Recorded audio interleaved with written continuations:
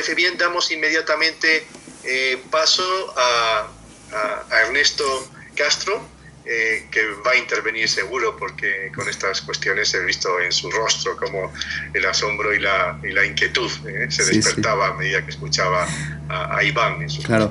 Lo bueno de hablar desde casa es que uno puede estar con pantalones de pijama y tiene además los libros a la mano, con lo cual conforme iba hablando Iván, he ido en busca de las aves, donde Aristófanes hace una desmitificación del mito de Prometeo, y he ido también a por estas obras completas maravillosas que tengo en la colección áurea de Sófocles, Esquilo y Eurípides, con unos además grabados preciosos del siglo XIX, que es a mi juicio la traducción más bonita que hay de El Prometeo encadenado.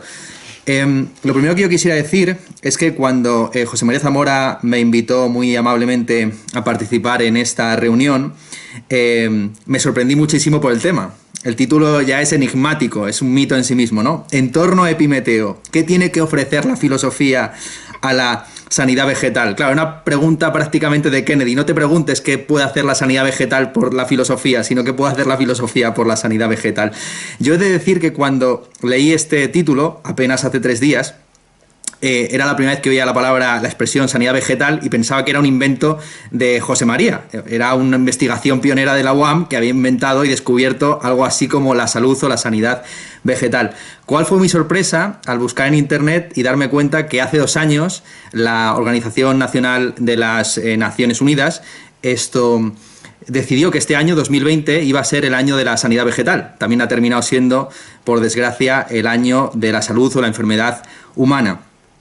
La sanidad vegetal, por lo visto, tiene que ver principalmente con la cuestión ecológica, con la cuestión de la biodiversidad, con la pérdida de no sé cuántas especies de plantas, con los ecosistemas y su destrucción.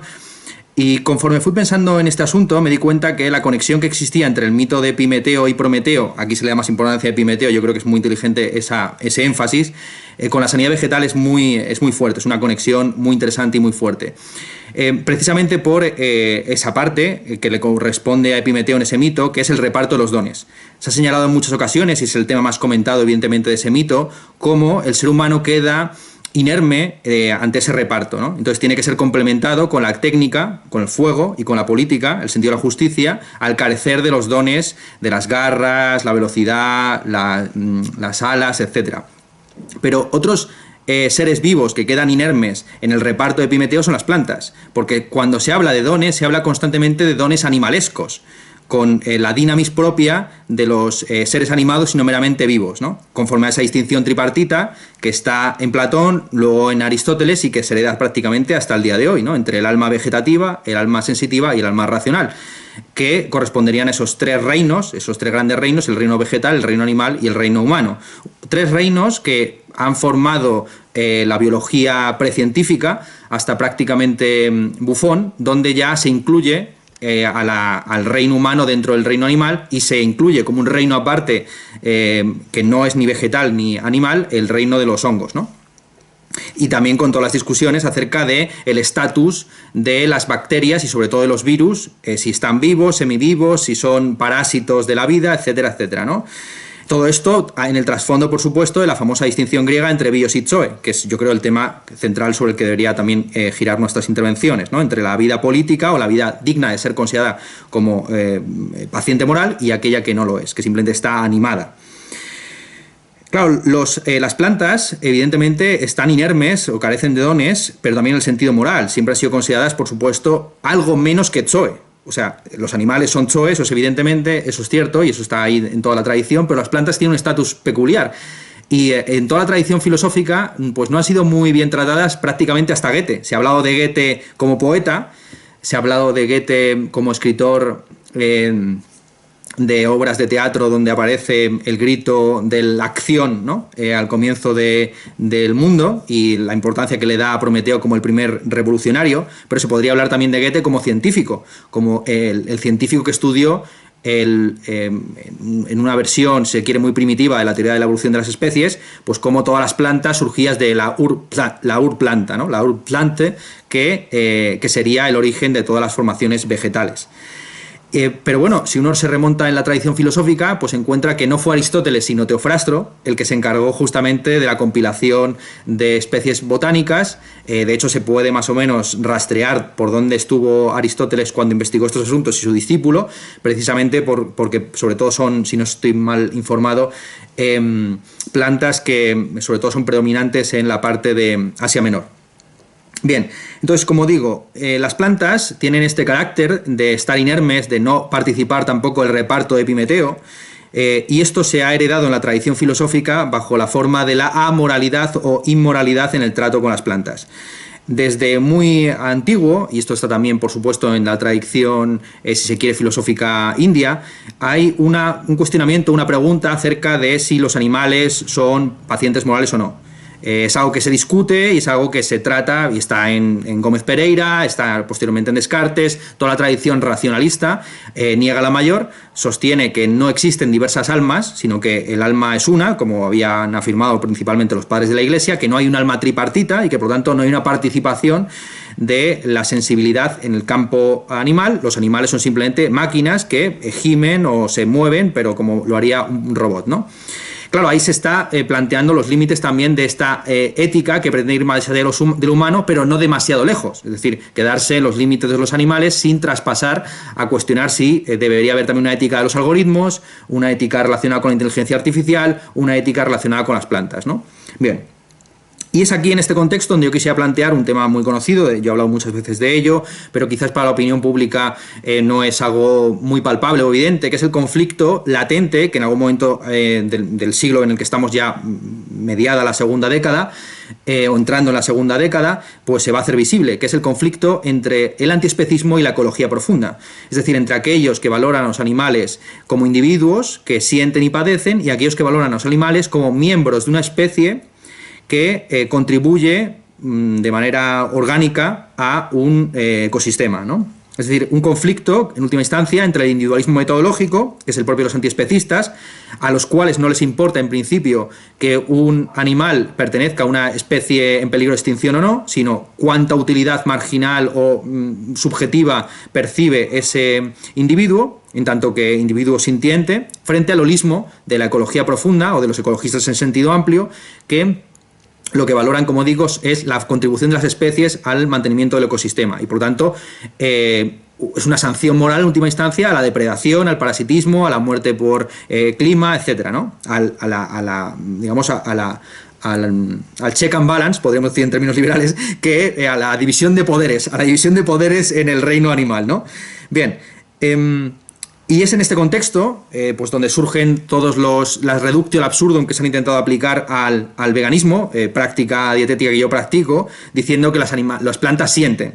La respuesta que se suele ofrecer desde una posición sensocentrista, antiespecista sensocentrista, es que las plantas sienten, pero no en el sentido moralmente relevante, el término de la palabra sentir. Claro, sentir se dice de muchas maneras, ya está la lógica del sentido y la lógica de la sensibilidad de la que hablaba Gilles Deleuze, y no es lo mismo la sensibilidad entendido en el sentido kantiano, es decir, como la capacidad de percibir intuiciones sensibles, frente a la sensibilidad entendida como la nocicepción, la percepción de bienestar y malestar. Tan solo aquellos animales que ven refrendados sus intereses con estados de bienestar o de malestar son, desde el punto de vista sensocentrista, pacientes morales, aunque no sean agentes morales. Un león no es agente moral porque no tiene conciencia de la justicia o del bien, en el sentido, por lo menos, que nosotros manejamos.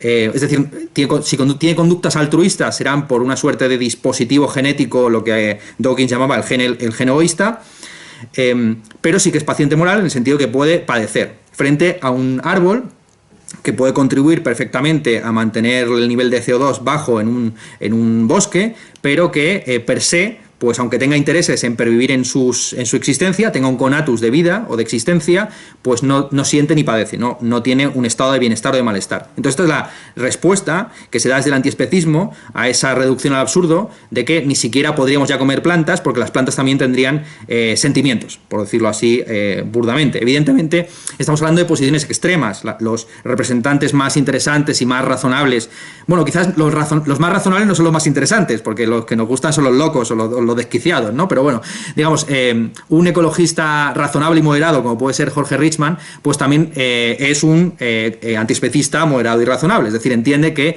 aunque pueda haber un conflicto a corto plazo entre los intereses del animal como individuo y los intereses de la especie como conjunto, a largo plazo, a todo individuo perteneciente a una especie le beneficia que esa especie no se vaya de madre, no se convierta en una plaga, no agote los recursos del ecosistema en el que se mueve, etcétera, etcétera. Igual que a día de hoy, pues hay quizás un conflicto a corto plazo entre la ética individual y la moral colectiva, pero cuando uno lo ve más a largo plazo, pues a todos aunque a corto plazo nos apetezca estar 2 horas bajo la ducha calentitos, pues a largo plazo quizás salvar agua o guardar los recursos para el futuro pues sea algo más inteligente, ¿bien?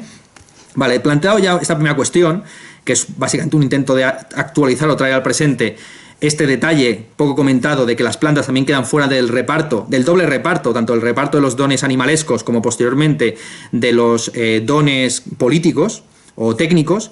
Podemos entrar en el asunto de la crítica al prometeísmo, ¿no? Se ha dicho que hay muchas lecturas de Prometeo, evidentemente. Por cierto, estamos manejando la versión que nos ha mandado Zamora, que no sé si es la que ha leído Iván, es la traducción publicada en Pentalfa, en la editorial en Oviedo, afincada en Oviedo, fundada por Gustavo Bueno, con un comentario bastante largo de este filósofo asturiano, aunque nacido en La Rioja, traducción de Julián Velarde, y con el texto griego de Barnett, ¿no? La nota bibliográfica del hijo de Gustavo Bueno Sánchez, y el análisis del Protágoras muy largo, como de unas 100 páginas, de Gustavo Bueno Martínez. En el comentario que hace Gustavo Bueno Martínez ya apunta varias versiones del mito de Prometeo. Hace un comentario más amplio y más extenso sobre la cuestión de la división entre naturaleza y cultura, una división que el materialismo filosófico de Gustavo Bueno rechaza, porque considera que es hipostatiza dos realidades que en realidad no son excluyentes entre sí, porque hay fenómenos que son al mismo tiempo naturales y culturales, como podría ser, qué sé yo, pues el teorema de Pitágoras. El teorema de Pitágoras se descubre, se inventa, pertenece al reino de la naturaleza porque las matemáticas están en un campo raro que son las ciencias formales, en fin, ¿no? Los teoremas que tienen que ver con la física son naturales, son culturales. Claro, la lectura que se tenía en el siglo XVII y XVIII de la naturaleza era una lectura intrínsecamente mecanicista, donde la naturaleza también era parte de un artificio, el gran artificio de la creación divina.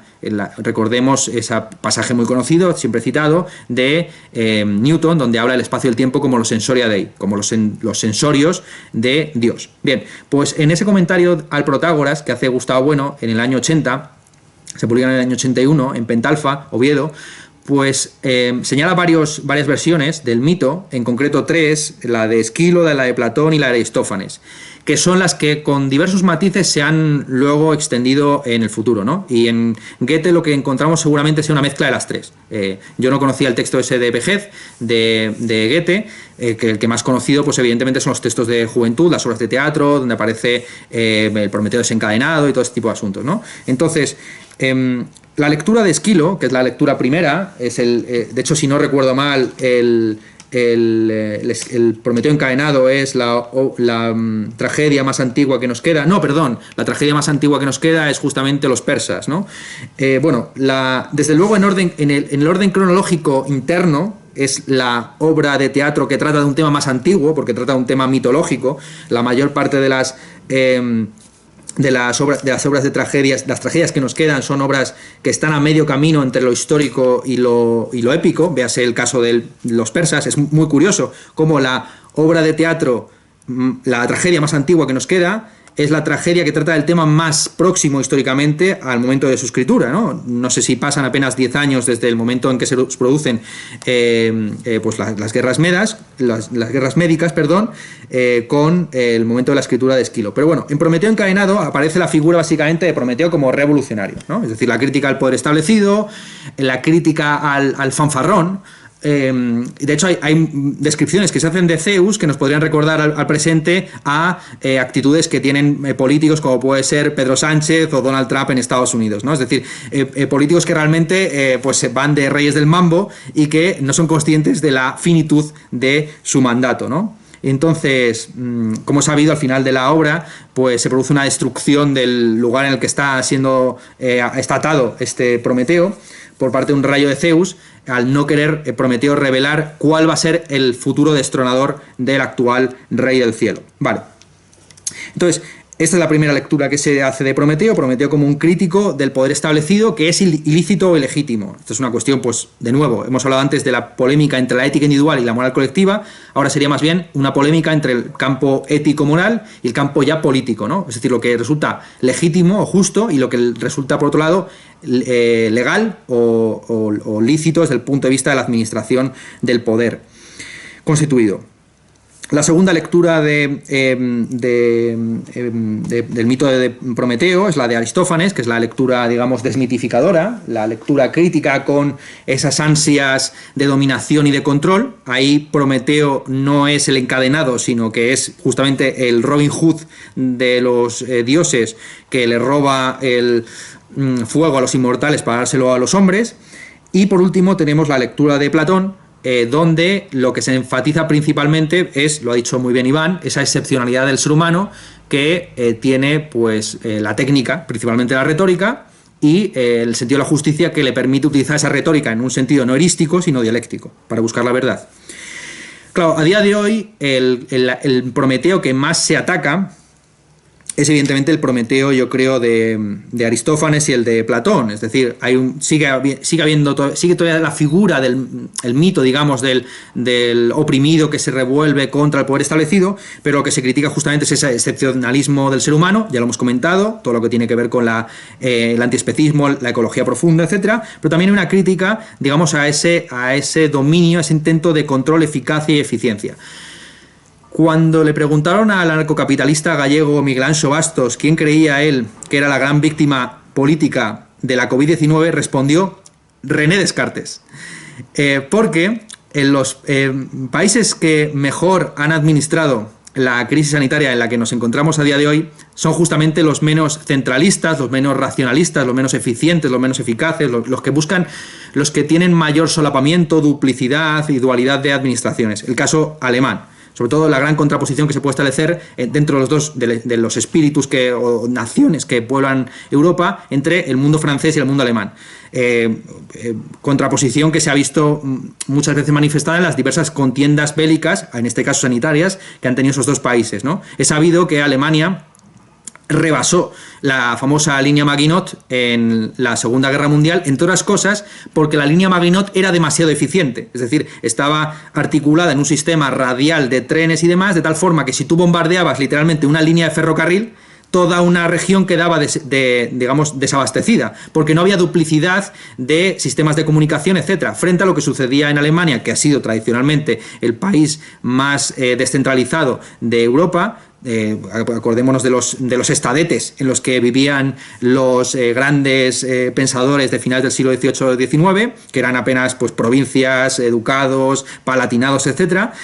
Alemania, al tener un montón de líneas de ferrocarril, a veces de manera absurda, solapadas unas sobre otras, pues pudieron llevar de manera más eficaz, curiosamente, por su ineficiencia, las tropas al frente, ¿no? Es importante esa distinción quizás entre eficacia y eficiencia. La eficiencia es el uso óptimo de los recursos para alcanzar un fin, y la eficacia es la obtención de ese fin con independencia de todos los recursos que se gasten para ello, ¿no?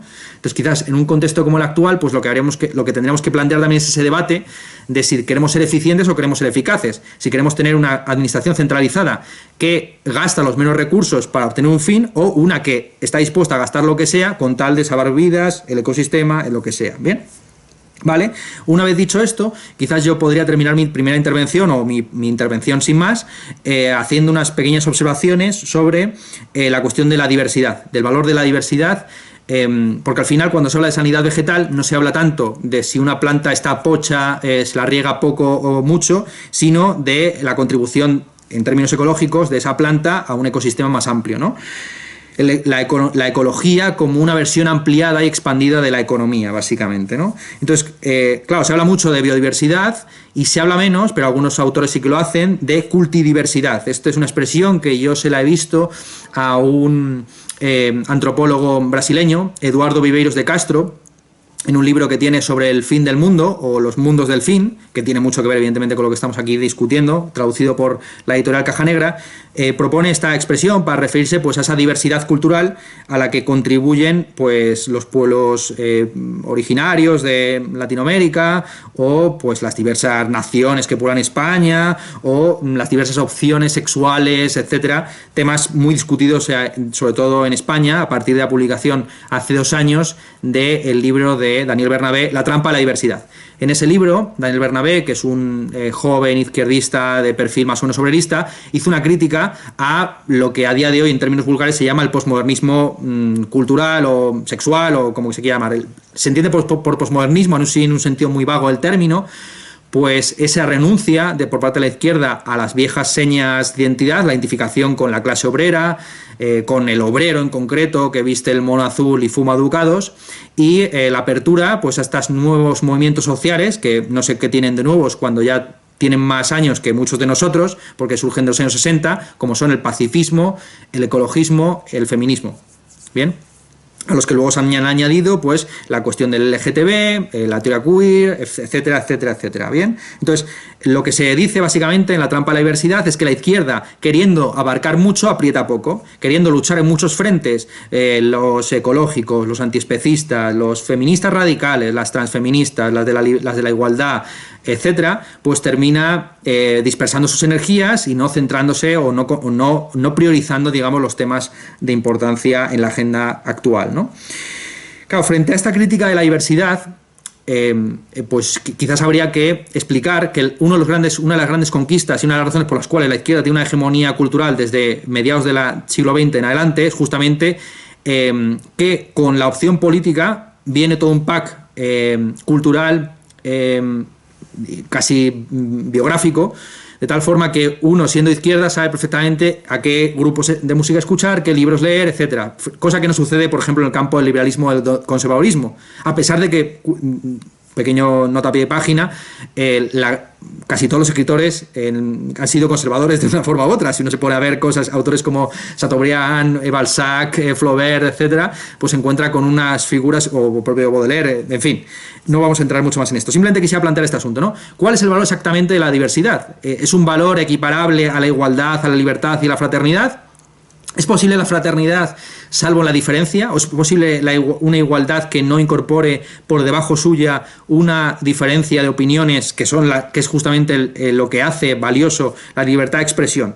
Claro, aquí el autor que más ha defendido la diversidad desde el propio campo del liberalismo es John Stuart Mill, diciendo que allí donde no hay diversidad de opiniones, la libertad de expresión es inútil o digamos, no tiene apenas valor, porque todas las opiniones que se emiten son exactamente las mismas. Y aquí engarzamos pues con un tema quizás de interés justamente en el contexto en el que vivimos, donde hay una digitalización muy fuerte del espacio público, que es pues la tiranía de las mayorías, así llamada también tiranía de lo políticamente correcto, es decir, la imposición de una serie de dogmas o de tabús, de temas sobre los que se debe hablar o no se debe hablar. Estamos justamente en un contexto en el que todavía no se ha decidido una elección, la elección más importante de este año, las elecciones generales estadounidenses, entre el partido o el candidato, mejor dicho, que representa al presunto anti-establishment, siendo él un millonario, Donald Trump, lo políticamente incorrecto, decir lo que se le pasa a uno por la cabeza, etcétera, y la corrección política, el establishment, el democratismo rooseveliano, etcétera, etcétera, ¿no? Entonces, bueno, yo quisiera simplemente plantearlo en esos términos, es decir, recordar estas tesis de John Stuart Mill de que la diversidad no es solamente valiosa en el ámbito biológico, sino también en el ámbito cultural, y que una sociedad donde no hay diversidad de opiniones, pues tampoco hay un debate franco que permita ir desechando las opiniones que son erradas o sesgadas en beneficio de las opiniones más interesantes, más valiosas, más constructivas, etcétera, ¿no? Esto, sobre todo, es muy importante en un contexto como el actual, donde se plantea ya de una manera mucho más abierta que hace unas décadas, o hasta hace unos años incluso, la censura de Internet para excluir ciertas opiniones que se consideran excluyentes, intolerantes, etcétera, ¿no? Es decir, frente al uso perverso de la paradoja de Popper, según la cual no se debería tolerar a los intolerantes, paradoja que no se aplica al campo social sino al campo político, yo que reivindicaría pues esta defensa de John Stuart Mill de la diversidad, no solamente en el campo biológico sino también en el campo cultural. Sí, yo en torno a lo que ha dicho Mario, pues claro, yo creo que al final lo que tú estás planteando es cuál es el punto de conexión que existe entre el egoísmo y el altruismo. Porque los que tienen una visión cínica de la ética, no en el sentido clásico del término, sino moderno, pues objetarán a cualquier conducta altruista que en última instancia lo hace autointeresadamente.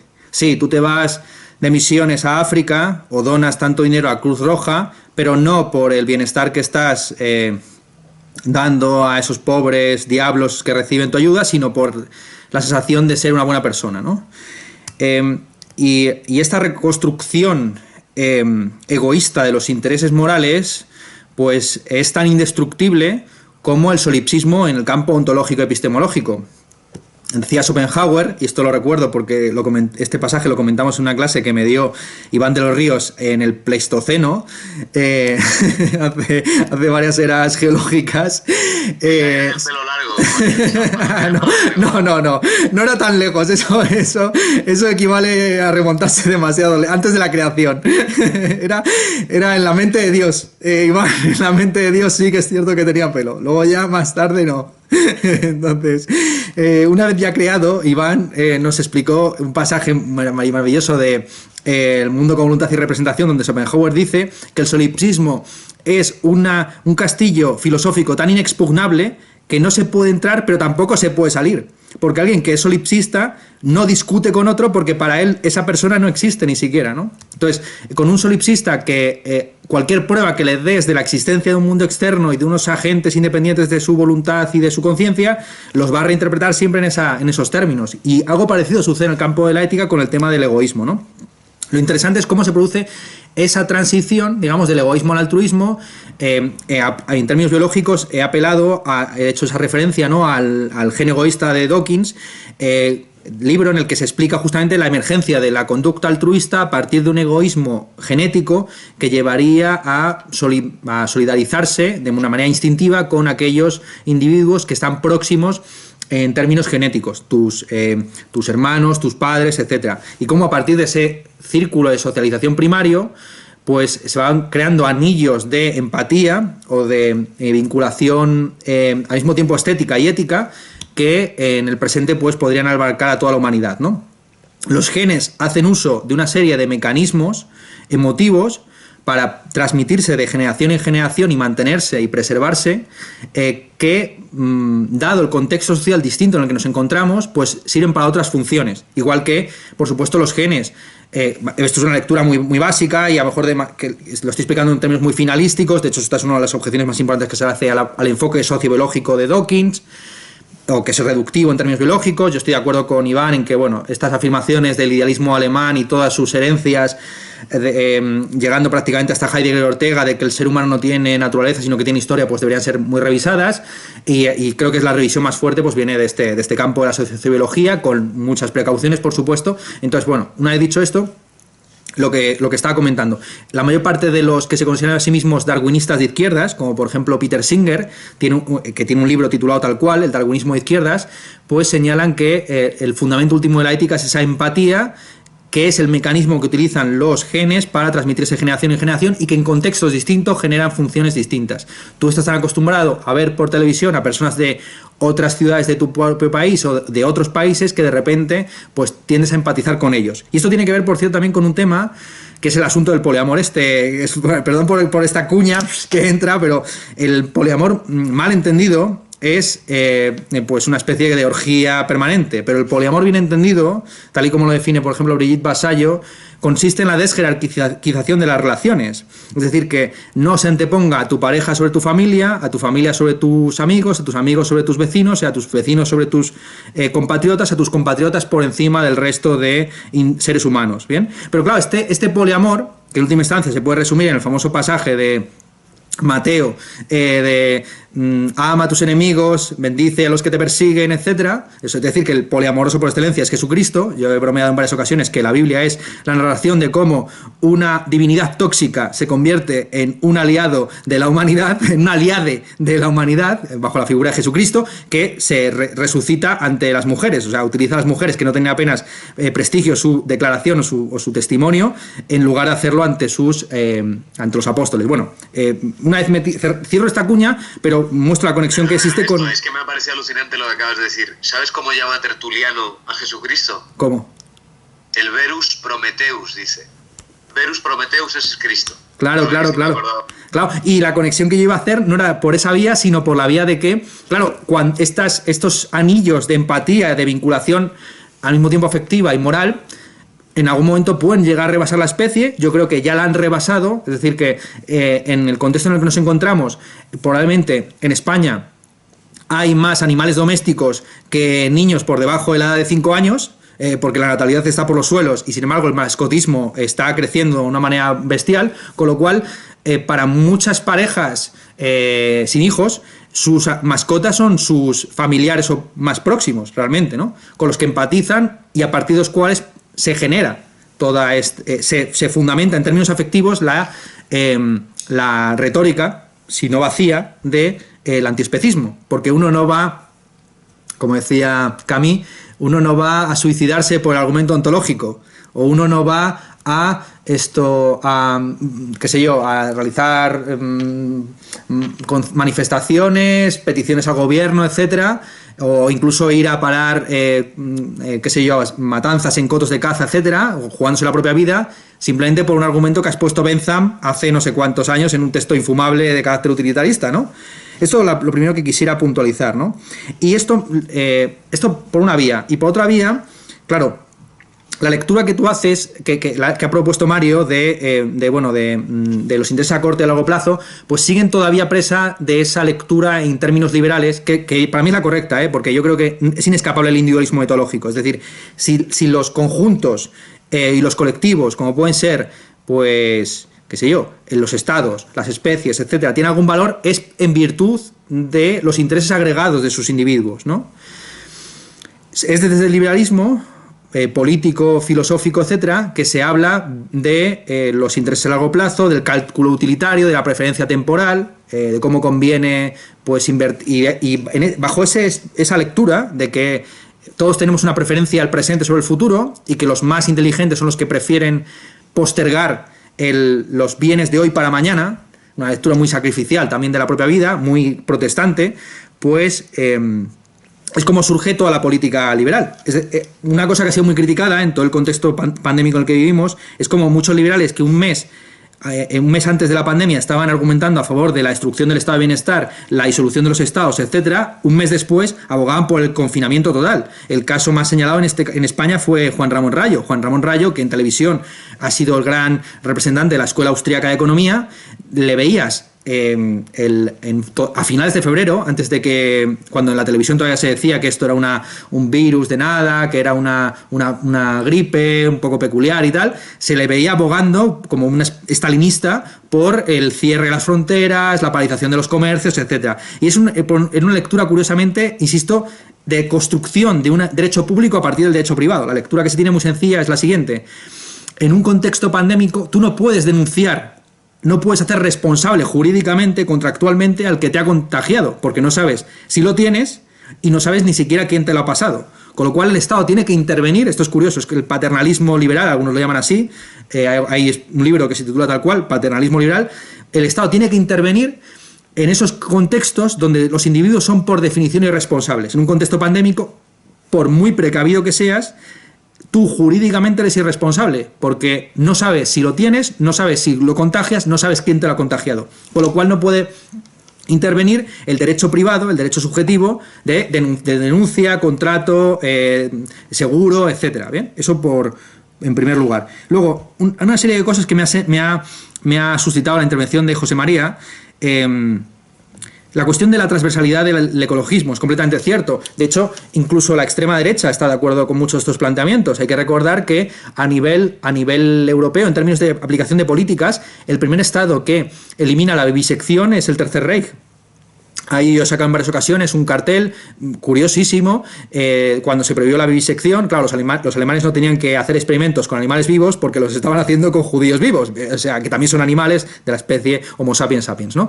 Entonces, no hacían experimentos con gallos, con ratones, con cerdos, etcétera, porque lo estaban haciendo, insisto, con las personas que tenían en los campos de concentración.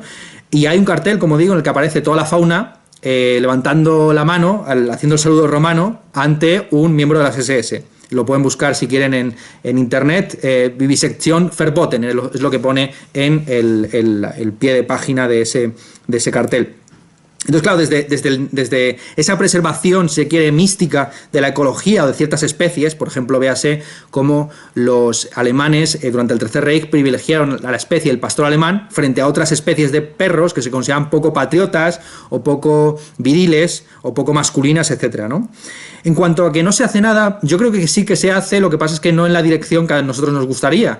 Yo hace ya muchos años me puse justamente a estudiar economía, estaba terminando la carrera, en segundo o tercero de carrera me encontraba yo, después de ver un debate en el que participaron en el año 2010-2011 Jorge Richman y un economista de cuyo nombre no me acuerdo. Y lo que recuerdo es perdón por la expresión tan fuerte, la paliza tremenda que le dio en términos técnicos el economista a nuestro querido compañero y filósofo y ecologista y antiespecista y militante Jorge Richman. Siendo yo muy afín a la ideología y a las posiciones políticas que mantiene Richman desde siempre, me sorprendía el manejo técnico que tenían los ecologistas y cómo ellos así que entendían y eran conscientes de las medidas que se están tomando.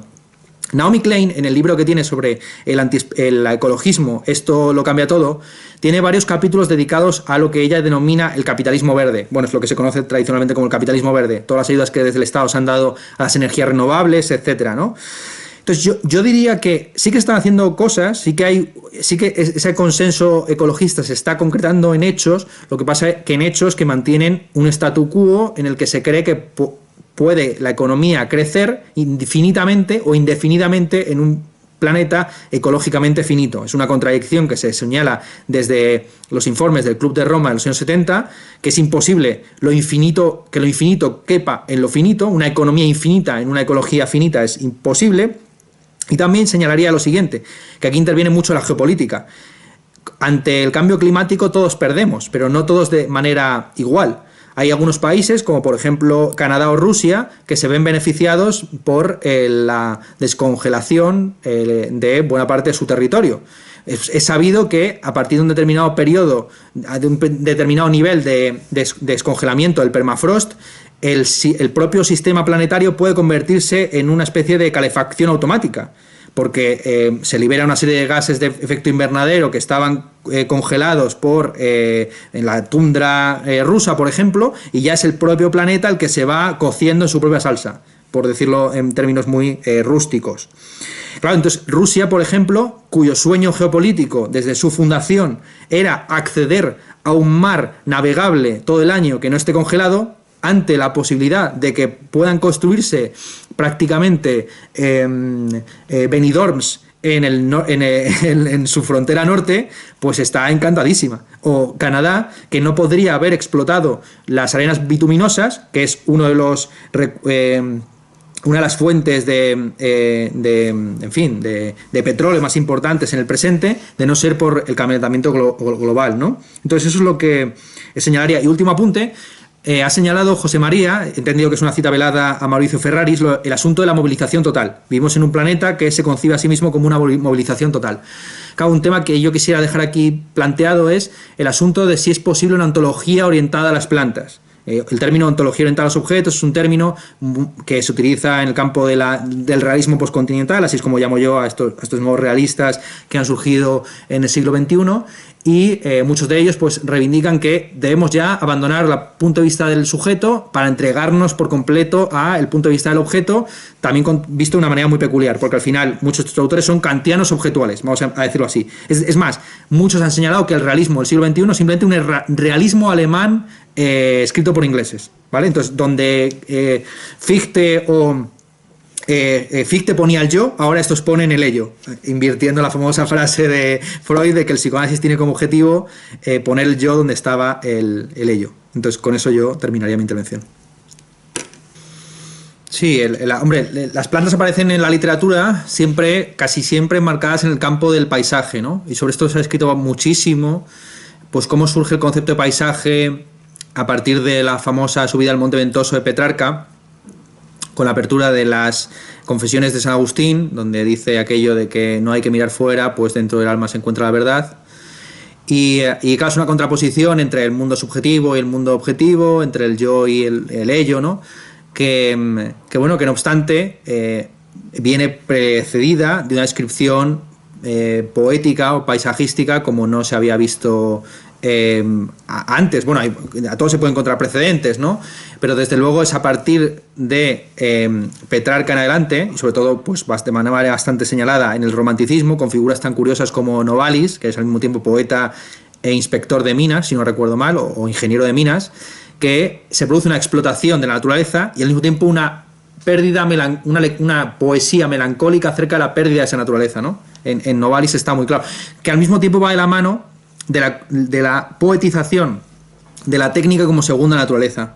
Esto lo veo muy bien Walter Benjamin. Walter Benjamin, al final de el concepto de crítica en el romanticismo alemán, el texto suyo de habilitación, no sé si es la tesis doctoral o el texto de habilitación, pero bueno, luego escribió el de las afinidades selectivas de Goethe. En ese texto señala al final cómo los propios románticos llegan a la conclusión de que lo más espontáneo es lo artificial y que el crítico literario y el poeta debería equipararse o aproximarse a la técnica como nueva forma de naturaleza, ¿no? Entonces esto es un tema y un asunto curioso e interesante, como en la poesía moderna, yo no conocía a este autor, Francis Ponch, se abandona el Beatus Ille o el Locus Amoenus o el Hortus Clausus y todo este tipo de asuntos que eran el lugar clásico, ¿no? De, bueno, si me retiro a algún sitio, me retiro a algún sitio con plantas. Y empieza a poetizarse acerca de la ciudad como una gran planta, ¿no? Con sus raíces o con estructura rizomática. Ha señalado muy bien Zamora esa defensa del Esiguatari del rizoma. Y claro, yo tengo muchos amigos que están en el mundillo literario y dentro de la propia industria editorial, trabajando para grandes grupos como Planeta o Random House, y me dijeron que en el ámbito del ensayo el sector que más ha crecido durante la pandemia ha sido, curiosamente, los ensayos que tienen que ver con plantas, desde manuales de jardinería hasta textos en los que se puede diferenciar diversos tipos de flores, etcétera, ¿no? Recuerdo perfectamente que uno de los primeros sectores que se quejó de los efectos económicos de la COVID-19 fue el sector de la flor cortada, al cual le hicieron la putada de que no habiendo romerías de Semana Santa, etcétera, pues todo lo que tenían plantado no les iba a servir para nada. Claro, es importante, el sujeto, el agente económico que por necesidad tiene que tener una preferencia temporal larga es el campesinado, es el agricultor, porque lo que plantas hoy lo vas a cosechar el año que viene o dentro de 2 años, entonces tienes que tener, frente a lo que sucede en los mercados financieros, un interés a largo plazo por definición, ¿no?